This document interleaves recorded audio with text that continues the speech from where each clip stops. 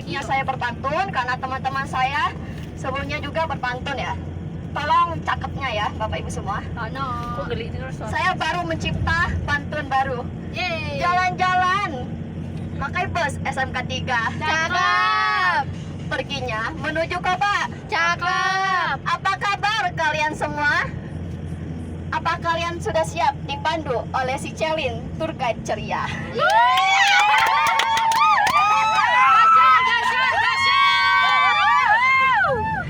Baru Baik, Bapak Ibu pantun. semua, kita sekarang berada di Koba ya, kota Koba. Kota Koba ini saya ingin menjelaskan asal usul Koba dulu. terlebih dahulu. Asal usul Koba ada dua versi legendanya. Yang pertama ada ceritanya dulu, ada kapal yang namanya Kebo. Kapal itu milik suku Tionghoa. Kapal itu sering berdagang di Sungai Bero, teman-teman semua. Lalu kapal tersebut tenggelam dan akhirnya masyarakat di sini lama kelamaan memanggil desa ini desa Koba. Kok, Mbak? Aku gede enak banget pantun gede. Nah, teman-teman semua ada juga versi kedua. Legendanya yaitu pohon yang namanya itu asam kobe. Makanya masyarakat di sini menyebutnya Koba. Ada lampu merah di sini, Bu. Koba ini juga memiliki 5 kelurahan dan 6 desa. Kita masuk pertama yang ke kelurahan. Yang pertama ada kelurahan Koba. Masuk Terus kayaknya yang dipasang lampu kedua, merah rencana. oh. Terus yang kedua Tikungan depan ada rumahku ya dipasang lampu. Padang Mulia. Yang ketiga ada Beruk. Yang keempat ada, bentar saya ingetin dulu ya Bapak Ibu semua. Yang keempat ada Gak apa-apa kok. Arung Dalam, dan yang kelima ada Simpang Perlang. Nah, Bapak Ibu semua, yang saya jelaskan juga terdapat 6 desa. 6 desanya yaitu Koba. Ini enggak baca di muka, oh. 6 desanya itu yaitu Buntung, terus ada Kurau sama Kurau Barat, serta ada Penyak, lalu ada desa yang namanya Arung Dalam, Desa Nibung, dan Talenta 3, Bapak Ibu semua. Di Kobak ini juga memiliki bupati. Bupatinya yang bernama Al-Ghafri Rahman. Beliau sudah menjabat pada periode 2021 sampai 2030, Bapak Ibu semuanya. Dan Kobak ini juga saya akan menceritakan masyarakat di sini pendapatannya atau bisa dibilang perekonomiannya. Perekonomiannya ada 3. Yang pertama pariwisata, yang kedua ada petimahan atau pertambangan timah, yang ketiga terakhir ada nelayan. Habis pakai. Kita masuk ke nelayan dulu ya. Ke nelayan kalian bisa lihat tadi ada tugu udang, sama ada di atasnya itu ikan, patung ikan. Itu dibuat tugu itu yang melambangkan masyarakat Koba. Maksudnya melambangkan mengenai perekonomian di Kabupaten Bangka Tengah yaitu Kobak. Perekonomiannya seperti nelayan yang sering menangkap ikan di sungai ataupun di laut, Bapak Ibu semua. Ibu Windy dan Bapak. Nah, terus kita masuk ada yang kedua yaitu pariwisata. Pariwisata di sini sangat terkenal dengan alamnya. Makanya banyak terdapat mangrove maupun wisata alam seperti pantai-pantai yang sudah kita lewati tadi. Itu sangat terkenal. Makanya wisatawan sering mengunjungi Kobak ini untuk mengunjungi wisata alam di sini, teman-teman semua. Terus terakhir kita masuk yang ketiga, ada pertambangan timah. Pertambangan timah sangat terkenal di Kobak, bukan di Kobak saja, bisa dibilang timah ini sangat terkenal di seluruh Bangka. Bisa dibilang urutan nomor 2 di Indonesia, teman-teman semua penghasilannya. Kita masuk ke Kobak.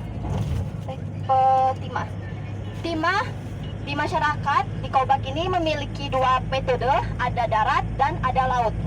Ini contoh timah darat. Proses timah darat saya jelaskan ya.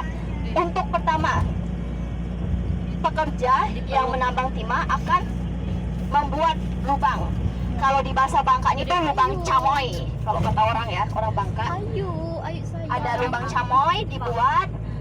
dibuatnya dengan biasanya ada yang nyangkul, tapi kalau yang nggak mau ribet-ribet juga bisa kalian pakai PC ya. Terus ada menggunakan alat monitor, ada sakan, serta pipa.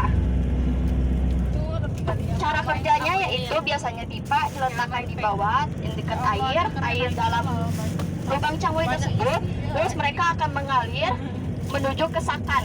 Biasanya juga selain mereka pakai sakan, mereka juga memakai karpet yang kalian pijak, karpet merah ini. Apa ya? Sakannya. Itu kenapa ada bulat-bulat meteor? Ini karena tadi ketumpahan air minum ya. Jadi maaf ya kalau gambarnya kurang jelas. Oke. Harus teman-teman dijelasin ya. Ini dengar suara sumpah. Oke. Ada nggak gitu? semua. Oke, kita masuk ke laut. Kalau laut ini hampir sama dengan darat, tapi yang membedakannya itu mereka menggunakan ponton itu adalah drum, adalah drum yang diisi air dan mereka akan mengapung menggunakan ponton tersebut, Bapak Ibu semua.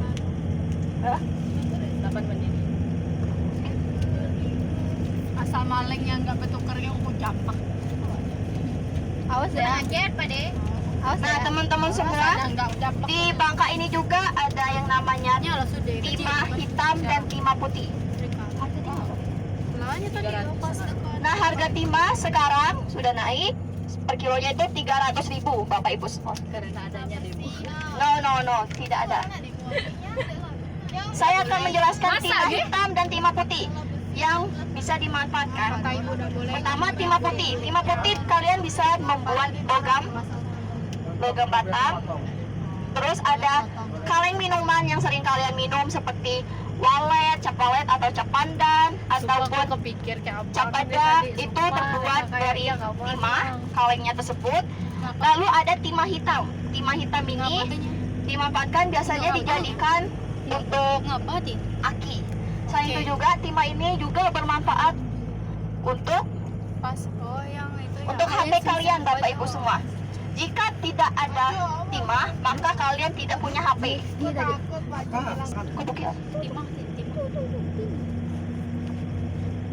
Kalian bisa lihat di sebelah kiri kalian itu terdapat bekas pertambangan timah, bukan bekas lagi, yaitu pertambangan timah. Nah, salah saya.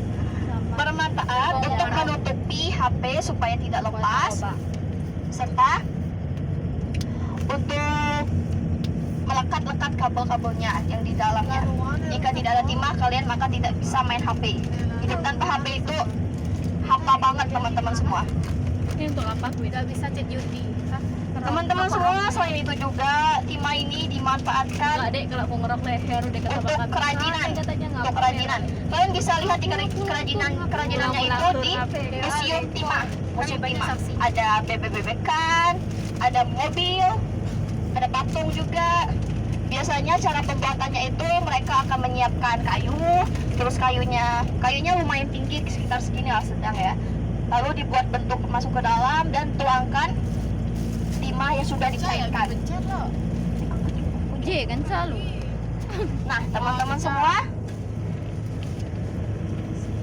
setelah itu di Kobak ini juga sangat amat terkenal dengan salah satu makanannya, yaitu mie Kobak.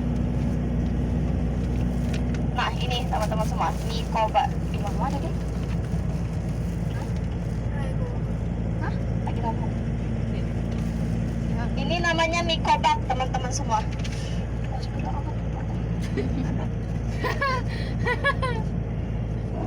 Aduh, lapar. Yang sudah kita yang jelaskan. Yang sudah dijelaskan Cece tadi itu, tapi saya akan menjelaskan cara pembuatannya. Cara pembuatan mie Kobak. Mie Kobak ini terkenal dengan ada salah satu penjual yang sangat terkenal dan cabangnya udah ada di Bangka yang lainnya, yaitu mie Kobak Iskandar, Bapak Ibu semua. Sponsor. Kalian bisa kok mencobainnya nanti ya. Di Bengkalan ini. Ada di Bengkal, ada Bapak Ibu semua. Saya akan melanjutkan menjelaskan mie Kobaknya. Yang pertama-tama kalian siapkan bawang putih, bawang merah, jahe, lalu di blender dan serta kalian tumis. Setelah tumis, kalian siapkan air mendidih. Lalu kalian rebus ikan. Yang paling enak itu kalian bisa menggunakan ikan tenggiri, Bapak Ibu semua. Menggunakan ikan tenggiri. Setelah itu di ikan tenggiri yang sudah direbuskan, kalian blender supaya halus. Dan airnya itu jangan dibuang ya Bapak Ibu. Airnya itu, air bekas rebusan itu nanti diperlukan saat pembuatan kuahnya. Setelah itu, setelah di blender, kuahnya siapkan kecap asin, kecap manis, dan kecap ikan.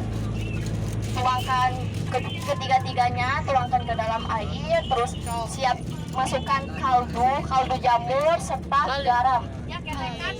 Seperti itulah cara prosesnya. Terus disajikan seperti ini Bapak Ibu semua. Biasanya mereka menggunakan daun sop dan bawang goreng untuk menyaji atasnya Bapak Ibu. Nah, sebentar lagi kita sudah masuk ke Danau Kaolin. Saat kalian tiba di Danau Kaolin, kalian tidak boleh melakukan dua hal. Yang pertama, berenang di sana. Kenapa tidak boleh berenang?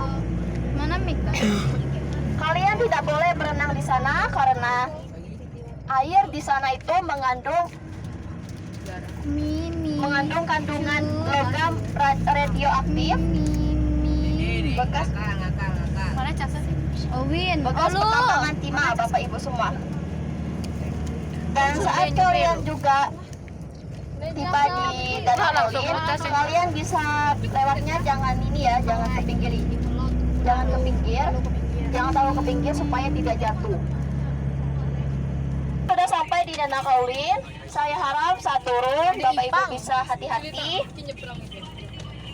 Sekian dari saya akhiri. Wassalamualaikum warahmatullahi wabarakatuh.